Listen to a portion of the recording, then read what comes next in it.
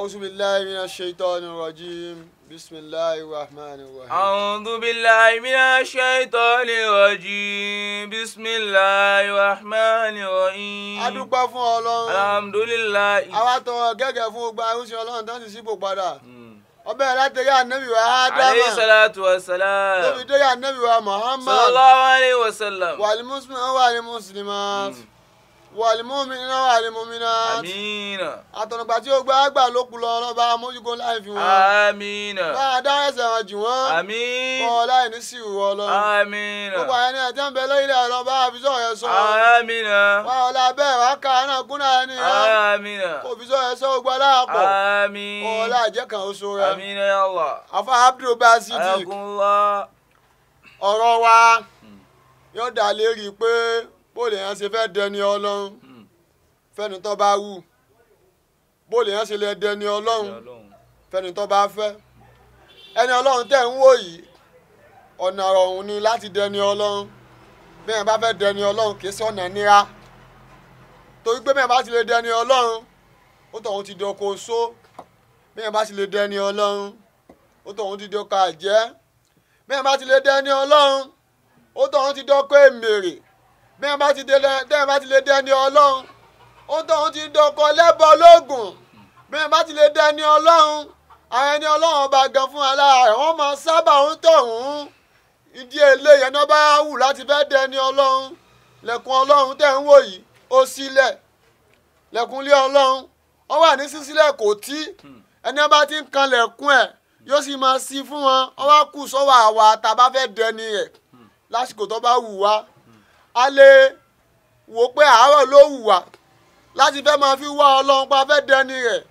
Torí Ọlọ́run wá ń sọ̀rọ̀ ní Al-Qur'ani Karim nínú Suratu Rum chapter 30 verse 17, 18, 19. Fasubhanallahi hina tumsuna wa hina tusbihuna wallahu alhamdu fis samawati wal ardi. Gbogbo àsìkò ló gbà wá. Wa ashiya wa hina Fẹ́ni tó bá fẹ́ dẹni Ọlọ́run ní wa ni ẹlòmíì ò ní wàláhì òru yẹn mi ò lè fi ṣe eré tí n bá sùn. Fasubhanallahi. Ilé jí lóòkè ń bẹ lọ́run. Fasubhanallahi. Ìdí ni táàtì rẹ̀ lọ́run fi dì ní afọ́. Hina tumsuna. Àsìkò sẹ́nà ń bẹ fún ọ. Fasubhanallahi. Àsìkò àárọ̀ ń bẹ fún ẹ. Hina tumsuna. Àsìkò wọlé ń bẹ wa fún ẹ.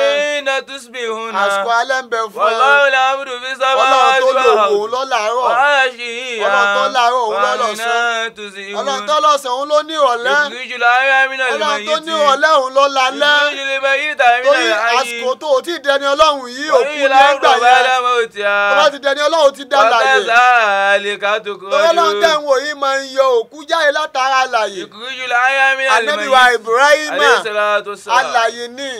Ọlọ́run wá yọ jáde látara àwọn òbí ẹ̀. Àwọn òbí ẹ̀ yìí sì ni òkú ni wọ́n. Ànábì wa Nuhu Alayhi salatu wassalam. àlàyé ni. Ọlọ́run wá yọ òkú látara Ànábì Nuhu.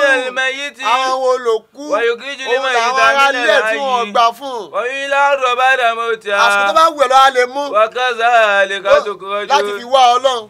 Afa Abdul Basit àyàn àrò pé kí láwa ṣe tábà fẹ́ dẹni rẹ̀ ẹlòmíràn ó wù mí náà kémi náà dẹni Ọlọ́run.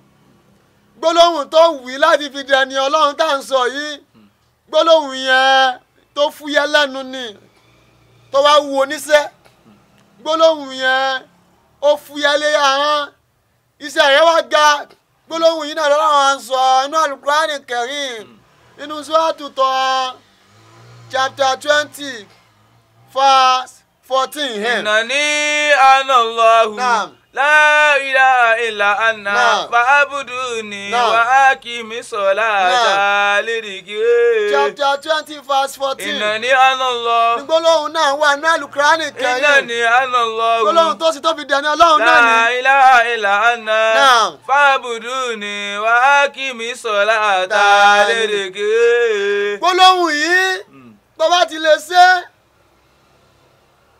agbára oṣù ò lè ka ẹ̀ mọ́. Innani ana Allah. Gbólóhùn yìí tó bá ti lè wí Innani ana Allah. agbára àjẹ́ ò lè ka ẹ̀ mọ́. Innani ana Allah. Gbólóhùn yìí tó bá ti lè fi kalẹ̀kùn lé Ọlọ́run. Innani ana Allah. Agbára alẹ́bọ̀lógún ò lè ka ẹ̀ La mọ́. ilaha illa anna. Gbólóhùn yìí tó bá ti lè fi kalẹ̀kùn Ọlọ́run. Fa'buduni Agbára wa ẹgbẹ̀rún lè ká ẹ aqimi mọ́. salata lidhikri. Gbólóhùn yìí ní ní sásìlì ṣe. La ilaha illa anta. lágbára àjẹ́ oṣù èmèrè òfin ká. La ilaha illa anta. ní 1998 kọ́ yẹn. 1998. àbí 1997. 1980. ọ̀kanu méjèèjì tí sásìlì kú. wọ́n ń ṣe òpin ìyá ẹnu. ìgbé pẹ̀lú wáàsí tí ń ṣe lọ́fà tí wọ́n fi pa àwọn kan láàjẹ́ lọ́pàá wọ́n ní máa ń bú àjẹmí wá sí ẹ̀ àwọn kan lẹ́mẹ̀rẹ̀ ni àwọn kan ló so ni àwọn kan lẹ́bọ̀ ológun ni àwọn gbà tó lọ́wọ́ bá sànú àwa náà La ilaha tó fún illa alápọ̀ náà ti ní ká lè kanlẹ̀kùn ẹ̀ fa'buduni. àwọn wádìí pé Wa aqimi sẹ́ni ọmọ ti salata dẹni ẹ̀ ìjágbá oṣó lè ká bí sẹ́ni tó bá ti dẹni rẹ̀ ìjágbá àjẹ́ lè ká bí sẹ́ni tó bá ti dẹni rẹ̀ ìjágbá alábọ̀ ológun lè ká bí Innani ana Allah. sẹ́ni tó bá ti dẹni rẹ̀ ìjágbá èmèrè lè ká La bí ilaha illa olójú dábàá anta. pé agbára èmèrè àtàjẹ́ ò lè ká ní ẹni ìhun Innani ana Allah. ẹgbójú bẹ̀ tó bá yà jẹ́ lọ́pàá sáṣẹ wọn lọ́pàá La ilaha illa sẹ́ni ti anta. fa láìláìlá ládáyè kí agbára oṣó lè ká Wa aqimi ó ti fa salata. láìláìlá ládáyè kí agbára àjẹ́ lè ká Lidhikri. sẹ́ni ti fa láìláìlá ládáyè kí agbára èmèrè lè ká Innani ana Allah. sẹ́ni ti fa láìláìlá ládáyè kí agbára alábọ̀ ológun lè ká La ilaha illa anta. láìláìlá láwù lọ́wọ́ àṣẹ La ilaha illa anta. mélòó láwù àṣẹ o Fa'buduni. 12,000 láàmú ṣe Wa aqimi salata. for 2 days láàbì ṣe Lidhikri. torí láyé ìgbà kan báyẹn bá ń ṣe láìláìlá láwùn wọ́n máa ń ṣe fún 14 days ìgbà tó tún yẹ láyé ìgbà kan náà máa ń ṣe láìláìlá láwùn wọ́n máa ń ṣe fún 41 days àmọ́ ní sàmọ́nì tá a wà yìí ní sẹ́tù ìta ń lò lọ́wọ́ yìí tí ọ̀nà bá fẹ́ wọlé ọlọ́run tó fẹ́ dẹni ọlọ́run tó fẹ́ wọnú màkàmà yẹn tó fẹ́ wọnú dárájà yẹn tó fẹ́ lẹ́kànlẹ̀kùn yẹn tó fẹ́ yí kán sí fún ẹ tí ọ̀nà fẹ́ jòkó sínú àga yẹn tó fẹ́ jòkó sí àga kùrùsí yẹn tó fẹ́ wà nú kíláàsì jáwé ní ọlọ́run La ilaha illa anta. láìláìlá láwùí Fa'buduni. 12,000 lọ́mọ á ṣe Wa aqimi salata. àyàn àwọn òpè àṣẹ kò pọ̀ jù báyìí kò pọ̀ jù lójú ẹni tó bá fẹ́ dẹni ọlọ́run àsìkò tó wá wù ẹ́ ni o choose láti mú tó bá pẹ́ àsìkò àwẹ̀ ló bá wù ẹ́ pẹ̀lú iṣẹ́ tó bá ń ṣe mú àsìkò àárọ̀ yìí ọlọ́run ló làárọ̀ ṣe tá àti gbà ẹ́ wọlé lẹ́bí ẹni ẹ̀ La ilaha illa anta. wọ́n yẹ pé àsìkò ọ̀sán ló bá wù ẹ́ lọ́rùn gẹ́gẹ́ bí iṣẹ́ tó bá ń ṣe àsìkò ọ̀sán ìmú ọlọ́run ló lọ̀sán ó ṣe tá àti gbà ẹ́ wọlé lẹ́nu ẹ̀ La ilaha illa anta. gẹ́gẹ́ kálí àsìkò ọ̀rẹ́ ló bá wù ẹ́ lọ́rùn ọlọ́run ló ní ọ̀lẹ́ Fa'buduni. lọ́lọ́run ó ṣe tá àti gbà ẹ́ wọlé gẹ́gẹ́ bí Wa ẹni ẹ̀ aqimi salata. pápá àsìkò mọ́gìbì ló bá rọ̀ ẹ́ lọ́rùn ló lásìkò mọ́gìbì pé ó ṣe tá àti gbà wọlé gẹ́gẹ́ bí ẹni ẹ̀ pápá àsìkò ìṣáì ló bá rọ̀ ẹ́ lọ́rùn ló lásìkò ìṣáì Allah. pé ó ṣe tá àti gbà wọlé gẹ́gẹ́ bí ẹni ẹ̀ tó bá gbá àsìkò òru ló bá ráyè láti pe ọlọ́run pé ó ṣe tá àti gbà wọlé torí ọlọ́run ló lòru La gbà wọlé ilaha lẹ́bí ẹni illa ẹ̀ anta. kò sígbà tó mú tọ́lọ́run ò ṣe tá àti gbà wọlé Fa'buduni. excuse ò sí fún ẹ Wa aqimi salata. wípé nǹkan báyìí ló fa ní ìfìdí ẹni ọlọ́run Lidhikri. tó bá ti wẹ̀ àsìkò tó bá ti wẹ̀ pé 12,000 ló máa ṣe gbogbo ìgbà tó o bá ti ń pè àmọ́ àsìkò tó bá ti mú yìí náà ló máa lò lójoojúmọ́ tí 42 days yóò fi pé tó o bá má àsìkò àárọ̀ náà ló máa fi pè fún 42 days yóò fi pé La kálóògùn lọ bá ilaha mú illa òwúrọ̀ ló máa anta. pè tí 42 days yóò fi pé Fa'buduni. kálọ́sẹ̀ lọ bá mú òwúrọ̀ ló Wa máa fi aqimi 12,000 salata. yìí tí 42 days yóò fi pé Lidhikri. káníwọ̀ yẹn lọ bá mú òwúrọ̀ náà ló máa pè Fasubhanallahi. tí 42 days yóò fi pé Hina kálásìkò tumsuna. mọ́kìlì bẹ̀rẹ̀ máa Wa sọ mọ́kìlì náà ló máa pè hina tí tusbihuna. 42 days yóò fi pé Wallahu ya'budu fi kálásìkò ìṣáì lọ bá samawati mú wal àsìkò ìṣáì lọ máa ardi. pè Wa tí 42 days yóò fi pé ashiyan wa hina láyé yàrá ló máa ṣe tujun. fún 12,000 Yukhrijul hayya minal tó bá ti mayyit. lè rí i ṣe Yukhrijul mayyita ó ti minal dọ̀kọ̀ hayy. sónìyẹn Wa ila ardi ba'da tó bá ti lè rí i ṣe tí mawtiha. ọba ti já Wa ó ti kadhalika dọ̀kọ̀ àjẹ́ nìyẹn tukhrajun. tó bá ti lè rí i ṣe tí ọba ti já ó ti dọ̀kẹ́ mèrè nìyẹn tó bá ti rí i ṣe tí ọba ti já ó ti dọ̀kọ̀ lẹ́bọ̀lógún nìyẹn tó bá ti lè rí i ṣe tí ọba ti já àwọn ẹni ọlọ́run bíi ẹgbẹ́ ẹ̀ àwọn náà máa sábà rẹ̀ La ilaha illa àti ẹni anta. ọlọ́run ó jẹ́ rọrùn. Fa'buduni. bàbá Abdul Basit Now. bá a ṣe à ń sọ yìí àwọn obìnrin máa wò pé 42 days tá a wí bó làwọn ṣe ṣe tí òfin ní já tó pa àwọn máa ń ṣe nǹkan oṣù tó ń ṣe yẹn lálọ́jọ́ ọmọ rí ṣe Allah. ìbọ́lọ̀ ń lọ́ fàṣà àbí tó jọ ọmọ rí nǹkan oṣù ó ṣe Allahu. tó yà pé tó bá ti ń ṣe La ilaha illa anta. nǹkan oṣù ò di ọ lọ́wọ́ Fa'buduni. ìhun nìkan lò ní Wa aqimi salata. lọ́fíà nìkan lò níyàn Lidhikri. àsìkò tó fẹ́ máa pe ọlọ́run La báyìí ilaha illa anta. gbàdẹ́sùbà rẹ̀ mú Fa'buduni. wá ṣe 12,000 Wa aqimi kó ṣe salata. ṣe mẹsẹ̀ṣàn lọ́wọ́ yìí náà Lidhikri. mẹsẹ̀ṣàn ò di ọlọ́run kọ́ mọ́ rí ṣe. Abba Abdul Basit Now. àti jẹ́ ni ọlọ́run lóòótọ́ kì í ṣe pé nǹkan kan tó rọrùn kò easy. torí àkọ́kọ́ ẹni tí ò ní fẹ́ jẹ́ o jẹ́ ni ọlọ́run ṣètánì jẹ́ kan nu wọn lànà tó láàlè. àkọ́kọ́ àwọn tí ò ní fẹ́ jẹ́ o jẹ́ ni ọlọ́run àwọn àjẹjẹ́ kan nu wọn àkọ́kọ́ àwọn tí ò ní fẹ́ jẹ́ o jẹ́ ni ọlọ́run àwọn oṣó jẹ́ kan nu wọn àkọ́kọ́ àwọn tí ò ní fẹ́ jẹ́ o jẹ́ ni ọlọ́run àwọn èmèrè jẹ́ kan nu wọn la ilaha illallah fa'buduni wa aqimi salata lidhikri. àwọn ẹni ọlọ́run bá gan náà tó wá jẹ́ kan nu wọn la ilaha illallah. torí àwọn ẹni ọlọ́run ti mọ̀ pé tó bá ti lè jẹ́ ni ọlọ́run àyè yẹn mọ̀kámọ̀ yẹn kárájà yẹn tí àwọn èèyàn fi ń sàpọ́nlé àwọn ènìyàn náà fẹ́ dé yẹn la ilaha illallah. àga ènìyàn náà fẹ́ jòkó lé fa'buduni kí ló wàá ṣe wa aqimi salata tí òfin ní já lidhikri. ọmọ ṣe sàárà wa aqimi salata. nínú àwọn ọjọ́ yìí tá à ń lò ní ọ̀sẹ̀ wọ́n wàá mọ́jọ́ tó bá wù ẹ́ náà ó tú sí ẹ̀ ọmọ fi gbà rẹ̀ fọ́ lọ́run ó lè mújọ́ kan tó bá tún rẹ̀ lọ́run ó lè mújọ́ méjì